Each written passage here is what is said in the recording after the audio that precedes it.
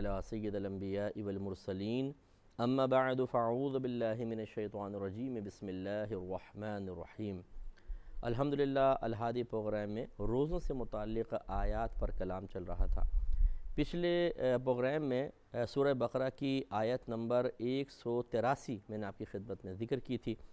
جس میں اللہ تعالیٰ نے ارشاد فرمایا کہ اے ایمان والو، تم پر روزے اسی طرح فرض کیے گئے جس طرح تم سے پہلے والوں پر فرض کیے گئے تھے تاکہ تمہیں تقوی حاصل ہو۔ تو لعلکم تتقون پہ ہم کلام کر رہے تھے، پوری آیت پہ ہمارا تفصیلی کلام پیچھے ہو چکا ہے۔ تو میں آپ کو بتا رہا تھا کہ صفت تقوی یہ قلبی کیفیت کا نام ہے، اور وہ اسی وقت حاصل ہوگی کہ جب انسان شیطان اور نفس کو مغلوب کر لے۔ تو اللہ تعالیٰ نے روزوں کا یہی فائدہ بیان فرمایا کہ اگر روزے رکھے جائیں گے تو ہمارا قلب صفت تقوی سے متصف ہو جائے گا، یعنی یہ کیفیت ہمارے قلب کو حاصل ہو جائے گی۔ اور یہی میں آپ کو عرض کر رہا تھا کہ صرف یہ نہیں ہے کہ آپ نے خالی سارا دن حالت روزہ میں گزار لیا تو یہ فائدہ حاصل ہوگا، بلکہ روزوں سے مقصود اصل میں کیا ہے؟ یہ ہے کہ ہم بھوکے رہیں، پیاسے رہیں، اور یہ محسوس ہو، یعنی بھوک محسوس ہو، پیاس محسوس ہو، اس کی وجہ سے بدن ضعف محسوس کرے، تو پھر نفس میں مغلوبیت کے آثار نمایاں ہوتے ہیں۔ لیکن جو ہمارا طریقہ کار ہے کہ جی سحری میں خوب ڈٹ کے کھایا، افطار کے اندر بالکل ایسے جیسے دشمن کی فوج پہ ٹوٹ پڑے ہوں، اور سارا دن پھر بس آرام کر کے ٹھنڈے اے سی کے اندر اور سوتے ہوئے گزار لیا، تو پھر وہ کبھی بھی صفت تقوی حاصل نہیں ہوگی۔ یہی وجہ ہے کہ بہت سارے لوگ تو رمضان میں ہی گناہ شروع کر دیتے ہیں۔ شروع میں آپ دیکھیں گے مسجدیں بھر جائیں گی، اتنی مسجد جگہ نہیں بچے گی، آخر تک لوگ ہوں گے۔ اس کے بعد جیسے جیسے روزے آگے بڑھیں گے، معاذ اللہ ثم معاذ اللہ، ایسا لگتا ہے کہ جیسے نماز کی فرضیت ختم ہو گئی، جماعت کا وجوب ختم ہو گیا، تراویح کی سنت موقدہ ہونا ختم ہو گیا، سمٹنا شروع ہو جاتے ہیں لوگ، اور اس طرح آخری یعنی 25ویں 26ویں روزے تک تو وہی، بلکہ اس سے بھی پہلے بعض علاقوں میں وہی نمازی رہ جاتے ہیں جو پرانے تھے، باقی سب بھاگ جاتے ہیں رمضانی لوگ۔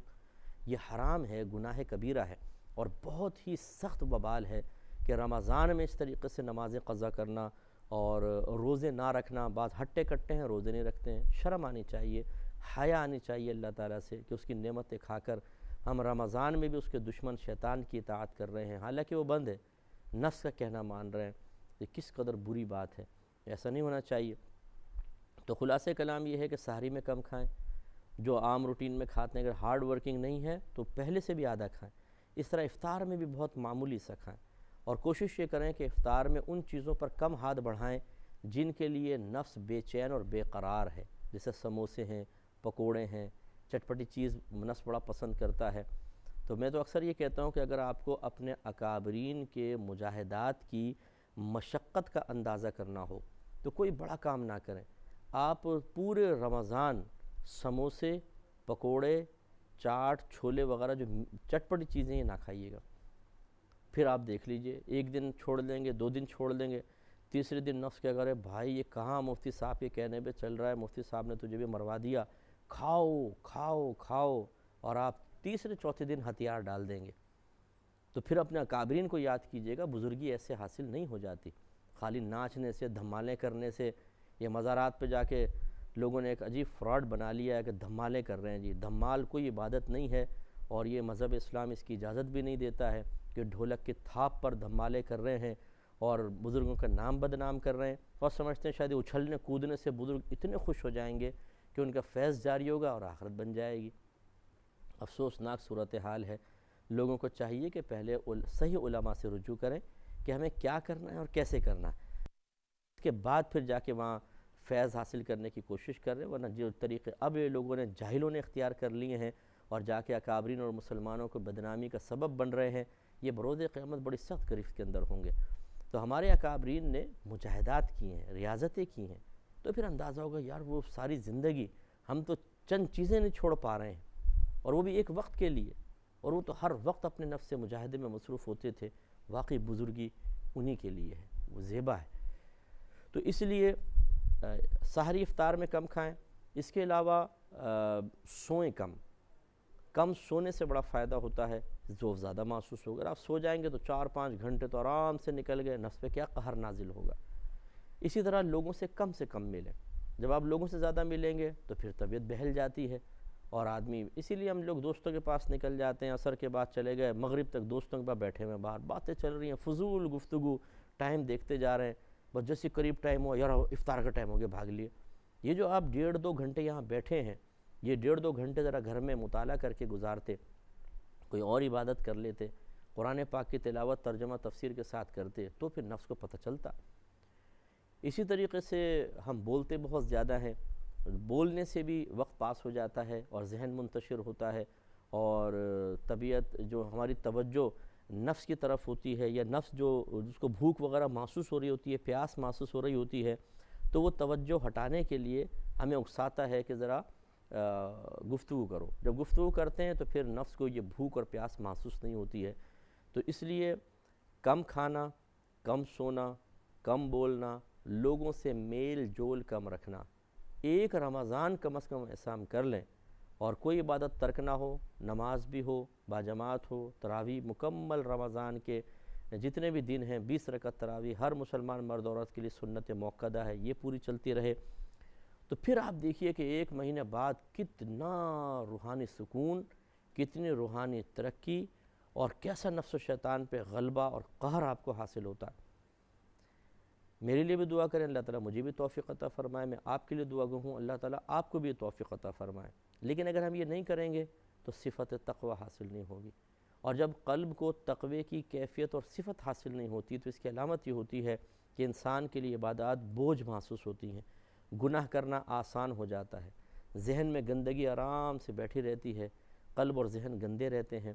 گندگی کی طرف زیادہ دل مائل ہوتا ہے، فضولیات کی طرف مائل ہوتا ہے، گناہ کر کے توبہ کرنے کو دل نہیں چاہتا، توبہ میں ٹال مٹول پیدا ہوتی ہے، بروں کی صحبت اچھی لگتی ہے، نیکوں کی صحبت بری لگنے لگتی ہے، نیک کام کرنے بیٹھتے ہیں، مثلا قرآن پاک پڑھنے بیٹھے 2 منٹ میں بند کر دیں گے، لیکن فلمیں ڈرامے دیکھنے بیٹھے ہیں تو 3 گھنٹے 4 گھنٹے پلک بھی نہیں جھپکائیں گے۔ یہ علامت ہے اس بات کی کہ دل بیمار ہے، اسے صفت تقوی حاصل نہیں ہے، کیفیت تقوی بھی اس کو حاصل نہیں ہوئی، ورنہ ظاہری علامات کچھ اور ہوتی۔ تو یہ جو اللہ فرما رہا ہے لعلکم تتقون، اس میں بڑا نفیس پیغام ہے کہ گویا کہ جس نے روزے رکھے اور جیسا روزہ رکھنے کا حق ہے ویسا روزہ رکھا، تو پھر اس کے بعد اللہ تبارک و تعالیٰ اس کو عبادات پر استقامت آسان کر دے گا، گناہ سے بچنا آسان ہوگا، فضولیات سے بچنا آسان ہوگا، برے دوستوں کی صحبت بری لگنے لگے گی، اچھوں کی صحبت اچھی لگے گی، عبادات کرنے میں مزہ آئے گا، سکون ملے گا، لذت ملے گی، روحانیت حاصل ہوگی، اور فضولیات کے اندر دل بے چین اور بے قرار ہوگا۔ کبھی بتقاضائے بشریت خدا نخواستہ گناہ ہو جائے تو ندامت اور شرمندگی اتنی غالب ہوگی کہ فوراً انسان سچی توبہ کی طرف مائل ہو جائے گا۔ اور اگر ہم ان فائدوں کو حاصل نہیں کریں گے، اللہ تعالیٰ کی ذات بے نیاز ہے، اس کا فائدہ بھی ہماری ذات کے لیے ہے، نہیں کریں گے تو نقصان کا مرجع بھی ہم خود ہی بنیں گے۔ اللہ تبارک و تعالیٰ کو کوئی فائدہ کوئی نقصان نہیں ہے، اس لیے سمجھنا چاہیے، اور ہمیں اچھی طریقے سے رمضان اور روزوں کے لیے لاہ عمل تیار کرنا چاہیے۔ جو گھر کے سرپرست ہیں انہیں چاہیے کہ اپنے بچوں کی اس طرح تربیت کریں اور خود رول ماڈل بن کر دکھائیں۔ آپ جب تک خود رول ماڈل نہیں بنیں گے اور خود ہمت نہیں کریں گے تو کیسے بچے تقوی کی طرف آئیں گے، پرہیزگاری کی طرف آئیں گے؟ اس لیے ہمیں اچھی طریقے سے سوچنا چاہیے۔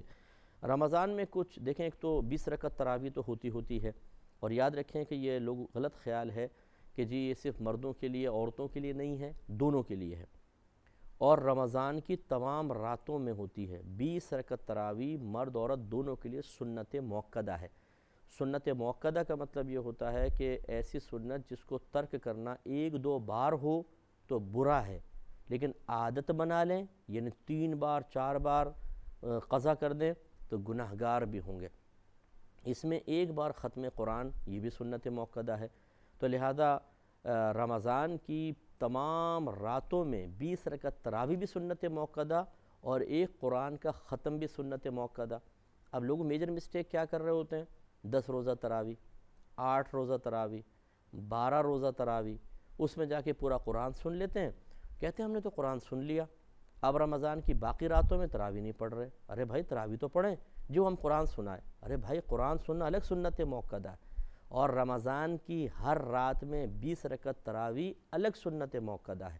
ایک سنت موقدہ آپ نے 10 دن میں پوری کر لی تو باقی سنت موقدہ کون پوری کرے گا؟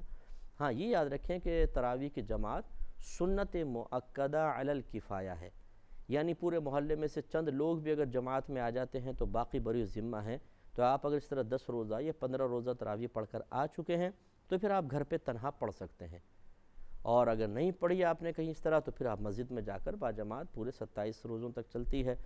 مطلب قرآن ختم ہوتا ہے، لیکن پھر باقی دن بھی تراویح چل رہی ہوتی ہے، آخری روزے تک ہمیں پڑھنی ہی ہوگی۔ اور اس کا وقت جو ہے وہ عشاء کے فرائض کے بعد شروع ہوتا ہے اور سحری ختم ہونے تک رہتا ہے۔ بعض لوگ سمجھتے ہیں 12 بجے تک تراویح کا وقت ہے، 12 سے آگے نکلے بولتے ہیں یار قضا ہو گئی آج تو، کیوں بھائی یار وہ تراویح نہیں پڑھی 12 بج گئے۔ بھائی آپ کے 12 بجے ہیں، حقیقتاً تراویح کے 12 نہیں بجے ہیں، تراویح کا وقت فجر تک ہوتا ہے، یعنی ختم سحر تک، پوری رات اس کا وقت ہے۔ تو لیکن ابتدا اس کی یاد رکھیں، عشاء کے فرض پڑھنے کے بعد اس کا وقت گویا کہ سٹارٹ ہوتا ہے۔ لہذا مثال کے طور پہ اگر آپ مسجد میں آئے، تھوڑا لیٹ ہو گئے تھے، تراویح کی جماعت کھڑی ہوئی ہے، تو آپ ہرگز یہ نہ کریں کہ سیدھے جا کے تراویح کی جماعت میں شامل ہو جائیں یہ سوچ کر کہ چلو پہلے تراویح جماعت سے پڑھ لیتا ہوں پھر عشاء کے فرض اور وتر بعد میں پڑھ لوں گا۔ نہیں، یہ آپ کی پھر تراویح نہیں ہوگی، سنت موقدہ ادا نہیں ہوگی، یہ نفل نماز بن جائے گی۔ اس لیے پہلے اگر اس طرح تراویح کی جماعت کا آغاز ہو گیا ہے تو آپ کہیں سائیڈ میں کھڑے ہو کے پہلے عشاء کے 4 فرض پڑھیں، پھر آپ آگے تراویح میں شامل ہو جائیں۔ تراویح کی جتنی رکعتیں پڑھ دی، مثلا 16 رکعتیں آپ کو ملی، یہ کرنے کے بعد پھر آپ جو عشاء کی بچی ہوئی تھی 4 فرض تو آپ نے پڑھ لیے، پھر 2 سنت 2 نفل پڑھ لیں، پھر 3 وتر پڑھ لیں، پھر جو تراویح باقی بچی ہوئی تھی وتر کے بعد پڑھ لیں یا وتر سے پہلے پڑھ لیں، یوں لیکن پڑھنی ہے، اور یہ اس کا وقت ہوتا ہے، یہ تھوڑا سا ذہن میں رکھیے۔ ہاں اگر خدا نہ خواستہ کسی دن کی تراویح قضا ہو جاتی ہے تو بہرحال اس کی قضا کی ادائیگی نہیں ہوتی ہے، وہ نکل گئی، اللہ کی بارگاہ میں توبہ کر لیجئے اور آئندہ پھر استقامت سے کرنے کی کوشش کریں۔ تو یہ تو ایک تراویح تو ہمیں پڑھنی ہے، تو یہ 20 رکعت تراویح پورے رمضان کی راتوں میں۔ اس کے بعد دوسرا قرآن پاک ترجمہ اور تفسیر کے ساتھ، یہ میں آپ سے گزارش کرتا ہوں کہ ہمارے خصوصاً اگر ہمیں کوئی بڑی بوڑھیاں بزرگ حضرات سن رہے ہوں، اپنا بچہ سمجھ کر ہمارا ایک مشورہ قبول کر لیجئے۔ آپ کا 10 قرآن ختم کرنا، 12 قرآن ختم کرنا، جیسے کہ ہم لوگ کہتے ہیں جی میں نے تو 12 قرآن ختم کر لی، اچھا ختم بھی کیسے کر رہے ہوتے ہیں؟ منہ بند ہوتا ہے، نظروں سے پڑھ رہے ہوتے ہیں۔ حالانکہ یاد رکھیں کہ جتنا قرآن پڑھنے کے فضائل ذکر کیے گئے ہیں وہ آپ کو اسی وقت حاصل ہوں گے جب آپ اپنی زبان سے کم از کم اتنی آواز سے پڑھیں کہ آپ کے اپنے کان تک آواز پہنچے۔ اس کا نام ہوتا ہے قراءت، پڑھنا۔ ہم نظروں سے پڑھتے ہیں تو نظر ڈالنے کا ثواب ملے گا، قرآن پڑھنے کا، یہ قرآن پڑھنا نہیں کہلائے گا، یہ قرآن پڑھنے کا ثواب آپ کو نہیں ملے گا۔ تو ایک تو یہ بڑا المیہ کہ نہ مسئلے معلوم نہ کچھ، اور بیٹھ گئے کھول کے قرآن، اور یہی وہ لوگ ہوتے ہیں جن سے نفس و شیطان بڑے مزے سے کھیلتا ہے، ان کی کم علمی، ان کی جہالت سے کھیلتا ہے، ان کی سادہ لوہی سے کھیلتا ہے۔ وہ اپنے آپ کو بڑا ذہین و فطین سمجھ رہے ہوتے ہیں کہ یار یہ لوگ تو لگے ہوئے ہیں، میں اپنا قرآن پڑھتا ہوں۔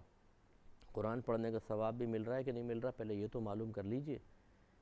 کہ پڑھنے کا ثواب آپ کو اگر حاصل کرنا ہے وہ اس طرح تو نہیں ملے گا، بلکہ قرآن تو اس لیے نازل کیا گیا تاکہ اس کو پڑھیں، اس کو سمجھیں، اور پھر جو ہم نے سمجھا اس کی روشنی میں اپنا محاسبہ کریں اور اپنے عمل میں تبدیلی لے کر آئیں۔ تو اس لیے اس کو پھر ترجمہ اور تفسیر سے پڑھنا ضروری ہوگا۔ تو یاد رکھیے کہ آپ پورے رمضان میں اگر ایک سپارہ ترجمہ تفسیر سے پڑھ پائے مثال کے طور پر، اور موقع نہ ملا، تو یہ آپ کے ان پڑھے ہوئے ہزاروں قرآن سے بہتر ہے کہ جو آپ صرف نظروں سے پڑھ رہے ہیں اور آپ کو سمجھ میں کچھ بھی نہیں آ رہا کہ میں کیا پڑھ رہا ہوں، لیکن سمجھ کا ہیر پھیر ہے۔ میں بلا تمثیل اس کو نہیں، ایک الگ مثال میں سمجھانے کے لیے عرض کر رہا ہوں۔ اگر ایک طرف آپ 1 من پیاز رکھ لیں اور ایک طرف 1 کلو سونا، اور آپ کو کہا جائے کہ جو آپ لینا چاہیں لے لیں، ان میں سے ایک چیز لے لیں، کیا چیز لیں گے آپ؟ اب آپ فوراً کہیں گے جی سونا، کیوں؟ 1 من پیاز لینا آپ، 1 من ہے، یہ تو 1 کلو ہے۔ تو آپ کا جواب یہی ہوگا صاحب 1 کلو تو ہے لیکن اس کی قیمت اس سے زیادہ ہے۔ بس یہی ہم آپ کو سمجھانا چاہ رہے ہیں کہ مقدار پہ توجہ نہ کیا کریں، قیمت پر کریں۔ جب آپ ترجمہ تفسیر کے ساتھ پڑھیں گے تو اس کی جو قیمت ہے اللہ کی بارگاہ میں قدر و قیمت ہے، وہ آپ کے بغیر سمجھے ہوئے پڑھے ہوئے ہزاروں قرآن سے زیادہ ہے۔ لہٰذا اب یہاں پر بھی اپنے آپ کو سمجھائیں، لیکن نہیں یہاں پر ارے جی مولوی لوگ تو کہتے رہتے ہیں بھئی ہمیں تو اس میں سکون ملتا ہے۔ یہ سکون نہیں ہے، یہ نفسانی سکون ہے، یاد رکھیں۔ یہ آپ کو سکون نہیں مل رہا، یہ نفس کو مزہ آ رہا ہے کیونکہ نفس و شیطان چاہتے یہ ہیں کہ آپ کو ایسے اعمال میں مشغول کر دیں جن میں مشقت کم سے کم ہو، اور اس میں آپ سمجھیں کہ ہمیں روحانی سکون مل رہا ہے، اور اس طرح بڑی فضیلتوں سے محروم ہو جائیں۔ یاد رکھیں، جس عمل میں آپ کا نفس خوشی خوشی راضی ہو جائے، حالانکہ آپ نہ ریاضات کرتے ہیں نہ مجاہدات کرتے ہیں، تو پھر آپ کی خطرے کی گھنٹی بجنی چاہیے کہ یہ ویسے تو میرا کہنا مانتا ہی نہیں ہے، اب اگر میں اس سے کہہ رہا ہوں کہ قرآن پڑھو تو اتنی جلدی نفس کیسے راضی ہو گیا؟ تو وہ راضی اسی لیے ہوتا ہے کہ آپ بس قرآن پڑھیں، ٹھیک ہے، اندر سے کوئی مزاحمت نہیں ہو رہی، ریزسٹنس نہیں ہو رہی، آپ ایک ایک قرآن 2-2 3 دن میں ختم کر رہے ہیں، نفس راضی ہے۔ تو کیوں نہیں آپ سوچتے کہ یہ تو بڑا سرکش دشمن ہے، یہ کیسے راضی ہو رہا ہے؟ تو میں اس کا راز آپ کو بتا دیتا ہوں، یہ راضی اس لیے ہو رہا ہے کیونکہ آپ نے ایک بہت ہی آسان سی عبادت اختیار کر لی ہے، اس لیے یہ آپ سے راضی ہو رہا ہے۔ تو اس لیے اس کو مشقت کی طرف لے کر آئیں، ترجمہ تفسیر سے پڑھنا، پھر آنکھیں بند کر کے اپنا محاسبہ کرنا، پھر اپنی عملی زندگی میں کچھ اس کے تعلیم کے مطابق چینج لے کر آنا، یہ ہے مشقت والا کام، اس کو نفس کبھی پسند نہیں کرے گا۔ اور یاد رکھیے کہ جو بھی عمل آپ اختیار کرتے ہیں اس میں جتنی زیادہ مشقت ہوتی ہے اس کا ثواب اتنا ہی زیادہ ہوتا ہے۔ آپ نے یہ روایت سماعت فرمائی ہوگی، نبی کریم صلی اللہ علیہ وسلم نے ارشاد فرمایا کہ جو اٹک اٹک کر قرآن پڑھے اس کے لیے دوہرا اجر ہے، یعنی جو تیزی سے نہیں پڑھ سکتا اٹک کے پڑھتا ہے اس کے لیے دوہرا اجر ہے۔ کس چیز کا؟ ایک قرآن پڑھنے کا اور ایک مشقت برداشت کرنے کا۔ تو جتنی عمل میں مشقت زیادہ ہوگی اتنا ہی ثواب زیادہ ہوگا۔ تو لہٰذا کوشش کریں کہ یہ اضافی تھوڑی سی عبادت اختیار کریں۔ اسی طریقے سے آپ رمضان کی ہر رات میں اگر پاسبل ہو، آپ اگر سو چکے ہیں تو، کیونکہ نماز تہجد کے لیے شرط ہے کہ عشاء کی نماز ادا کر کے انسان تھوڑی دیر کے لیے سو جائے، چاہے 5 منٹ کے لیے کیوں نہ ہو، پھر جو آپ اٹھ کے رات میں نفل پڑھیں گے وہ تہجد ہوگی۔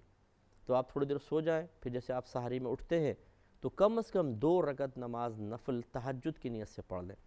چاہے آپ پہ قضا نمازیں بھی باقی ہوں، میرا مشورہ ہوگا 2 رکعت نفل پڑھ لیں، زیادہ نہیں، صرف 2 رکعت تہجد کی نیت سے۔ اس کا فائدہ یہ ہوگا کہ پورے مہینے کم از کم آپ تہجد گزاروں میں شامل ہو جائیں گے۔ 2 رکعت نفل کوئی زیادہ بڑا نہیں ہے، بس جیسے آپ جاگے، تازہ وضو کیا، اللہ کی بارگاہ میں 2 رکعتیں ادا کیں، چاہے وہ آپ اس میں یہ بھی نیت کر لیں اللہ تعالیٰ ہمارے گھر میں رحمت نازل فرما، برکت نازل فرما، پریشانیاں دور کر دے، روحانیت عطا فرما، یہ اپنی نیتیں کر کے 2 رکعت نفل پڑھ لیں، تہجد بھی ہو جائے گی، اور انشاءاللہ اللہ تعالیٰ کی رحمت سے امید ہے کہ یہ فوائد اور برکات بھی حاصل ہو جائیں گی، اور اس سے بڑا روحانی سکون ملے گا۔ تو یہ چیزیں جب ہم اختیار کریں گے تو نفس مغلوب ہو جائے گا، دب جائے گا۔ اس کے بعد انشاءاللہ جب عید آئے گی، اور اگر ہم نے اس ریاضت کو تھوڑا سا کچھ عرصے اور جاری ساری رکھا، کیونکہ رمضان میں بہت آسان ہوتا ہے اپنے آپ کو روکنا، بعد میں بڑا مشکل ہوتا ہے، تو پھر انشاءاللہ اگر بعد میں بھی تھوڑا عرصہ اس کو کنٹینیو رکھا تو پھر برکت ہی برکت ہے، اور انشاءاللہ اللہ تبارک و تعالیٰ بڑی بزرگیاں عطا فرمائے گا۔ اللہ تعالیٰ سے دعا ہے کہ رب کریم آپ کو اور مجھے، ہم دونوں کو ان پر عمل پیرا ہونے کی توفیق عطا فرمائے، آمین۔ وآخر دعوانا ان الحمد للہ۔